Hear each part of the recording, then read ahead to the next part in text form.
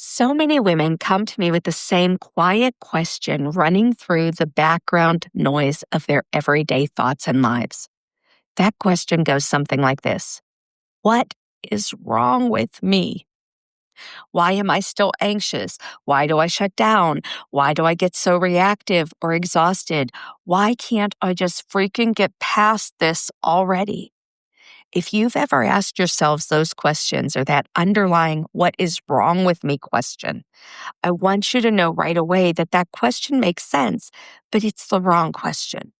Not because you're asking it wrong, but because no one ever taught you to ask a better question, a more helpful question.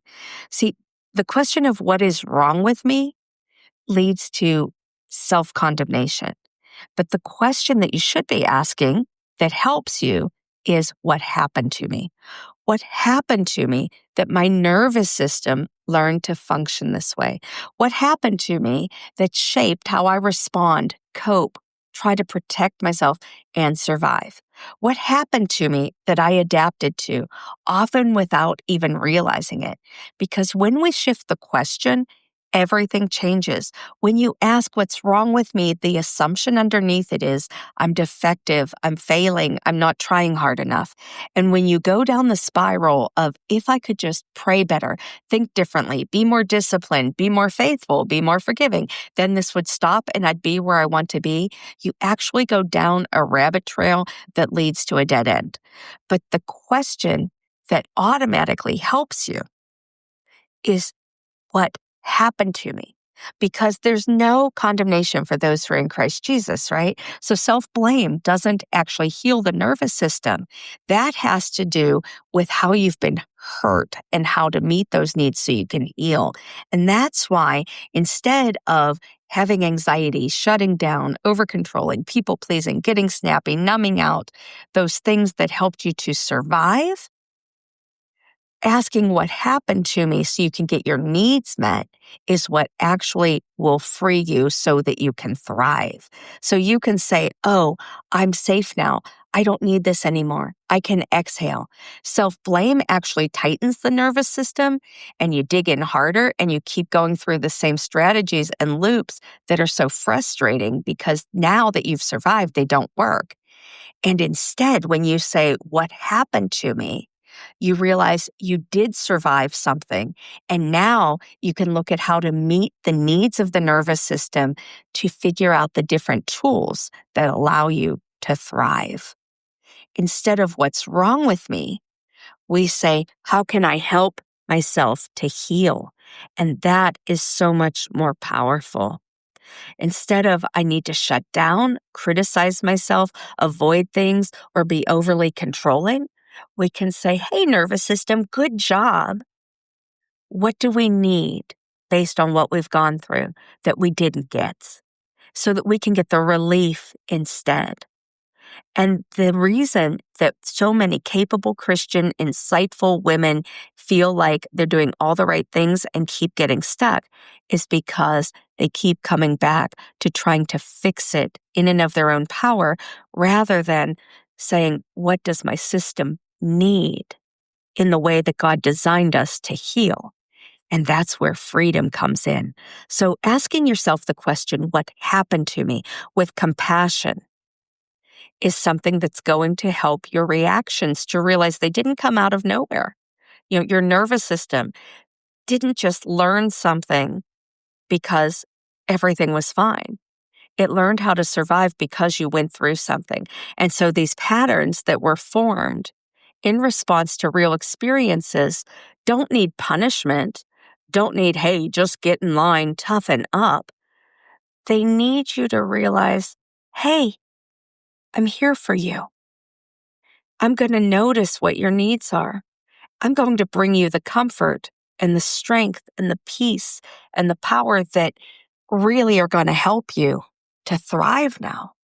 Because your body didn't just for fun go into all of these survival mechanisms. Your body went into them because it needed something that it wasn't getting. It doesn't randomly choose anger, people-pleasing, and over-responsibility and emotional numbness, or exploding and yelling at your kids or your husband. Of course not. Your body adapted, though, to how do I get through this? The fight, flight, or freeze nervous system is like, I just got to get out of this. I just got to survive it. But the thing is, once you've survived it, you need to challenge the adaptations that are now getting in your way. And the way that you challenge them isn't by tightening harder grip, but to say, hey, whew, let's take a moment and let our survival mechanisms just step back a moment and breathe, noticing what you need, noticing how to be met, rather than trying to survive anymore by hammering your way through, using a tool that's going to allow you to get through, right? It's like the difference between a hammer and a drill. A hammer isn't bad, it's just the wrong tool for the job now. And so when you ask yourself, what happened to me, rather than what terrible thing can I blame my life on, but much more gently, was there enough safety for me to be myself, to stay present, to be supported when I was overwhelmed? Did I have to grow up too fast? Did I have to stay quiet to stay connected? Did I learn that my needs were inconvenient or I was a bother? Did I learn that love had to come with conditions, like I had to self-abandon to be acceptable? Then we can needs meet and we can heal. See, sometimes the things that happened to us weren't just one big dramatic event. Sometimes they were the often overlooked chronic emotional neglects that happen maybe on a daily basis. The inconsistency, the mind games, the gaslighting, the walking on eggshells, the waiting for the explosion, the having to be the strong one, the having to be unseen, the being misunderstood or misrepresented. Those experiences shape your nervous system just as much as the overt one-time traumas. And because they're so hard to name, especially if they started in childhood, you can end up misinterpreting it as there must have been something wrong with me. And there still must be something wrong with me because I feel this disturbance and I repeat these same cycles. But none of this is actually because there's something wrong with you or because you're weak. It means your body was exposed to too much or too little for too long, and that you didn't have what you needed in enough abundance. So your nervous system learned how to survive the best it could. This is not your fault. You didn't choose your environment. You didn't choose your developmental timing. You didn't choose not to have enough support. Your body did what it needed to protect you. And now the byproducts that you don't like are the things that we can help so that you don't need them anymore, because now you can actually get your needs met as the adult that you are, with the support that you need in the present moment, right? Maybe you drank too much at some point. Maybe you stayed too long in relationships that weren't good for you. Maybe you got dependent on people in ways that hurt you.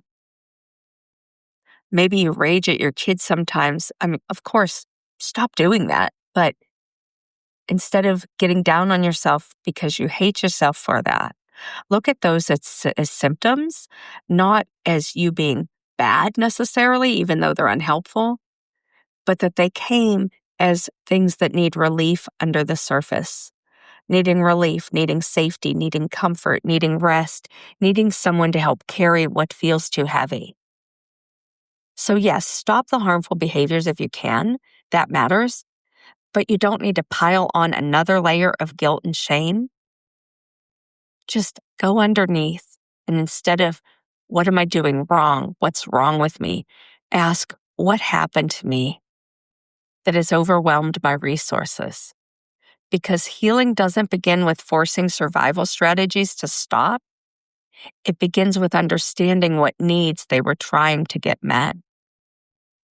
Let's take drinking for an example. Sometimes it's the only time someone feels relief from the replay of what they endured. Sometimes it's the only way that someone can check out because their nervous system has been carrying so much weight for so long. When we only focus on the surface behavior, we miss the real story underneath. So the best way forward is to often pray and then, in a grounded way, drop into your body. Your body is a gift that God gave you, and it helps you notice what you need in the present moment so that you can also understand what you didn't get in the past. And yes, that can be complex. That's why trauma therapy exists, because we often need help doing this.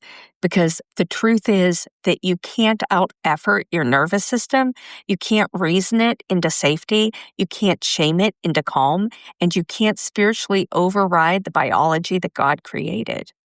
God made prayer and God made bodies. God made nervous systems. God made the way that healing works. So therapy isn't better than prayer. It's also a provision that God gave us.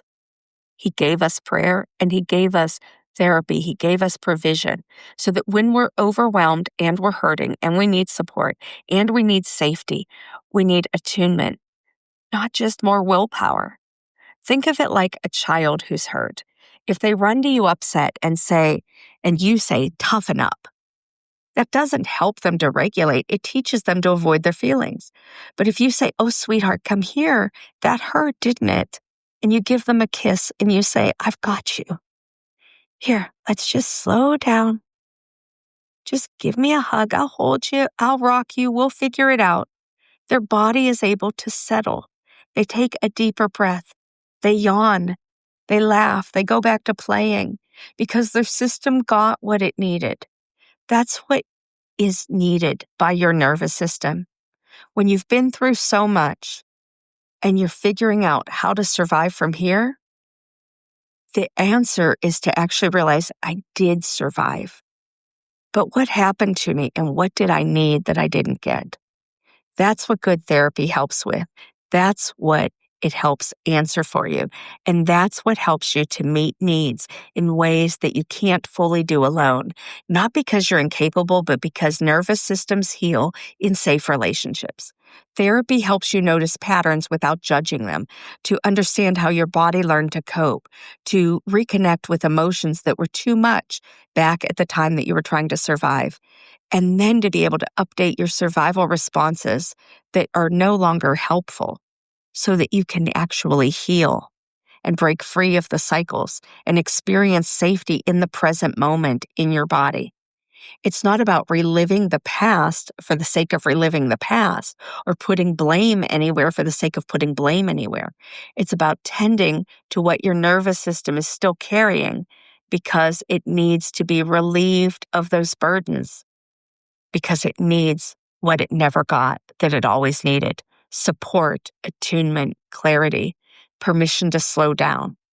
That's how the looping stops. And for Christian women, this especially matters because faith was never meant to erase your humanity. God created your nervous system. He created your emotions, your body, your capacity for connection. Healing through therapy is not a lack of faith. It's stewardship. It's working with the way God designed you. Asking what happened to me is not blaming, it's telling the truth with compassion. And the truth is never the enemy of healing. The truth is what sets you free. So if this episode has helped you, I invite you to take a slow, deep breath right now and to realize, hey, you are present, you made it through. Maybe even put a hand on your chest and say, hey, system, thank you for helping me to survive. And then taking a deep breath and getting curious about what happened to you that led to the survival responses, even if they are no longer serving you in positive ways. Here's a quick reminder. This podcast is just for information. It's to be supportive and educational, but it is not a substitute for professional therapy. It's not a substitute for professional care. If you feel overwhelmed, please reach out to a licensed professional. And if you'd like to work with me, I do offer intensive therapy options where I clear my schedule for 1 to 3 days just to work with you for 3 to 6 hours per day, and we go deep on the area that you want healing and movement in. If you'd like to learn more about the option to work with me, I invite you to go into the show notes and get the link for my counseling website or to schedule a free 15-minute consult so I can hear what's going on in your life and see if a therapy intensive would be a good fit for you. There's also a free download that you can get by going to the show notes or by going over to my website, abundantfreedomcounseling.com. And those things hopefully will help you, and you can explore further what might be needed to allow your nervous system to get the help and support that it needs. I'm really glad you listened in today. I hope you'll join me again next week. Until next time, God bless and take care.